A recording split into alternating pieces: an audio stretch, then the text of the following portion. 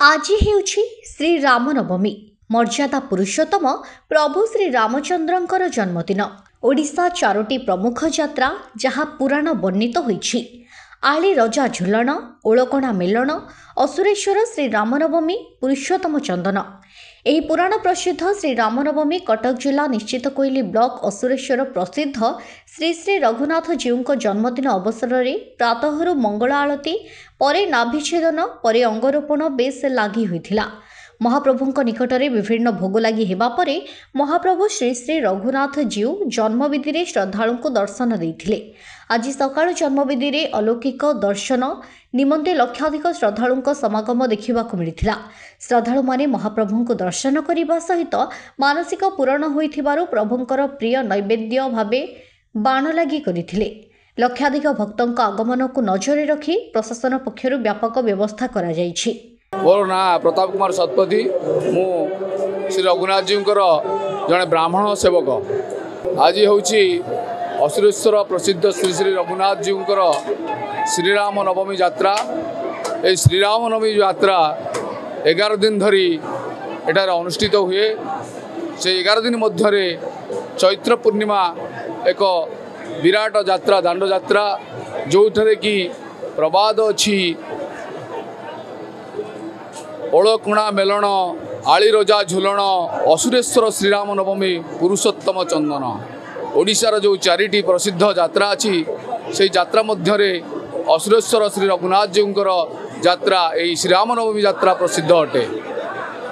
प्रभु आज श्रीराम नवमी राति 3टा समय मंगलार्पण पर प्रभुंकर नाभिछेदन पर प्रभु को केशवादिन्यास अंगन्यास करा जाई प्रभु को रौप्य खचित सिंहासन रे विजय करा जाइथिला। सिंहासन रे विजय होगा पर प्रभु को अन्नोली भोग लागी करिया परे महाआलती होइतिला। महाआलती प्रभु महाआलती दर्शन देइथिले भक्त मानकु। आज प्रातः 6टा बेलू आज दिनमान प्रभु भक्त मानकु दर्शन देवे जोटा कि 365 दिन भितर हुए ना। आज से नीति रही जो नीति की प्रभु आज पहड़ हुए ना। प्रभु को आज अन्नधूप करा जाए ना। प्रभु राति 9टा पर्यंत एमती भक्त मानकु बिना पहुड़े बिना अन्नधूपरे भक्तंकर बाणर नैवेद्य नियंती। जो नैवेद्य यह ओडिशा प्रसिद्ध जहाँकि बाण पाई आम श्री रघुनाथ जी बाण ये नैवेद्य रूप में दि जाए प्रभु रघुनाथ को। मो ना पूजा मुझे आम सालेपुर बेतईरू आसी आम ठाकुर पाक आसी ठाकुर को आसी मु निजक एत अनुभव करछे मुझे भी एमती कौ जगार एमती एत अनुभव फिल करनी। ठाकुर महिमा न कहले अपरंपार जे एते जे महिमा ठाकुर माँकर एति कोटि कोटि प्रणाम कर ठाकुर को। सब श्रद्धालु मानू मोर एति ये कुछ भक्त मानू जे ठाकुर प्रति जहाँ किसी भी अच्छी सब भल रहो समस्त मंगल हो आती कामना कर। तो आज प्रथम थरे आसी माने श्रीराम नवमी उत्सव अवसर आगु आसी कि नवमी के आसीनी तो बहुत भल लगुच। ठाकुर को दर्शन भी कलु भिड़ तो अच्छी निहाती टी भी गहली आज बहुत भल लगुच। आम सब ओषा भी करूँ। रामनवमी आज प्रथम थर आसी आम घर दूर म्यारेज पाखरे होली आसु आज। हाँ शुणी बहुत एठिकार प्रत्यक्ष देवता आम सब बहुत मानी था।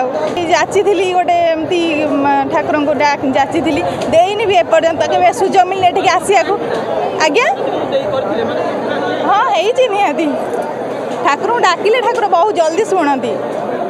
ସେଇଟାର ମାନ୍ୟତା ଏଠି ଅଛି। ସେଥିଲାଗି ବାଣ ଭୋଗ ସମସ୍ତେ ଛୋଟ ବଡ଼ ସମସ୍ତେ ଯାଚିଥାନ୍ତି। ମୁଁ ବହୁତ ଛୋଟବେଳେ ଯାଚିଥିଲି ଏପର୍ଯ୍ୟନ୍ତ ବି ଦେଇନି ଭାବିଛି ଆଜି ହିଁ ଦେଇଦେବି।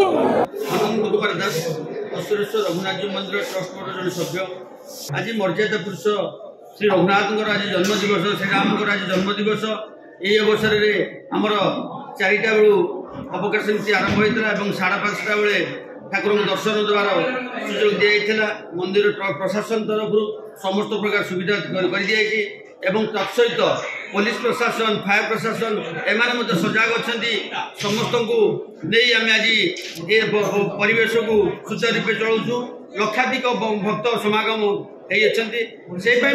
मंदिर प्रशासन सबु दिगरु आमर सब प्रकार व्यवस्था कराई जलछत्र व्यवस्था बारिकेड रे आमर जो माने अछंती मेंबर माने अछंती यात्रा कमिटीर सभ्य माने से माने मध्य तांकर सुचारू रूपे से मानकर ये कार्य करुछंती शह शह लक्षाधिक भक्त समागम आज श्रीराम नवमी ये जगह होती आईन श्रृंखला परिस्थिति पुलिस प्रशासन से सब जगह से स्टाफ देइछंती जाऊ से आमको प्रशासन आम पुलिस प्रशासन और फायर प्रशासन उभय आमको सहयोग कर। Bureau report focus plus.